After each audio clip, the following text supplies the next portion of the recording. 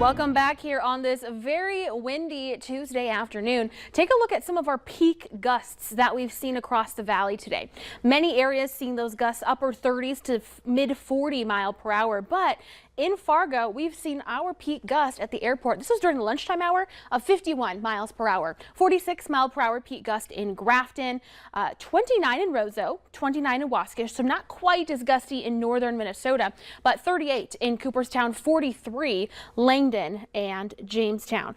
Currently seeing the strongest gusts right through the Central Valley. No longer any 50 mile per hour winds, but still gusting to 31 in Hallock, 43 Grand Forks, 41 in Fargo, 37 in Oaks. Currently in Fargo, temperature wise, we're sitting at 47 degrees, a couple clouds passing through. Feels like 39 with that wind chill factored in. Moorhead at 46 degrees, Grand Forks 49 with the wind feeling like 41. Temperatures regionally were mostly in the 40s again today, as we have been pretty much all week. 51 in Jamestown, 54 Oaks, 55 in Aberdeen, South Dakota. Looking ahead to your first alert forecast, we'll continue to see clouds gradually building throughout the rest of our evening. The winds remain strong, though we'll see them diminishing slightly.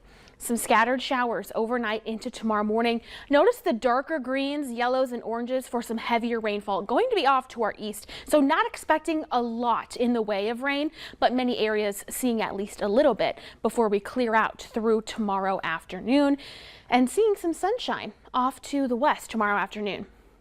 As for rainfall amounts, still looking at a couple of hundredths to maybe a tenth in eastern North Dakota, a little bit more for our northwestern Minnesota communities. Temperatures tomorrow afternoon, pretty similar to what we've been seeing. Mid and upper 40s to some low 50s, but remaining cooler where the rain lingers for parts of Minnesota. So 39 degrees by 3 o'clock in Bemidji, 41 Detroit Lakes, Wadena, 43 Roseau and Thief River. Then another chance of showers arrives for the weekend after a quieter and drier Thursday and Friday. This round looks to mainly be across the northern valley, and depending on temperatures, we could see a few flakes mixing in at times. Most of it remains in Canada, so we're looking at isolated chances, but better chance up to the north. Next week, towards the middle of the week, continuing to kind of eye an unsettled pattern. We will see temperatures dropping with highs in the 30s beginning next Wednesday.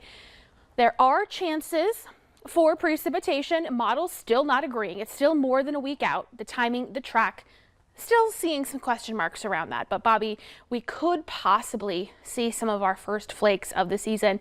I know some places have already seen a couple of flakes, but more of us have that possibility. We're still watching it. Well, as long as we don't have also the wind that we saw today. That wind was up there. Very nice, actually, though. When I got back after lunch, the wind got the car door for me, which is very nice. So, you know, maybe as long as you didn't ding the person next to you, which would have been me. Would have been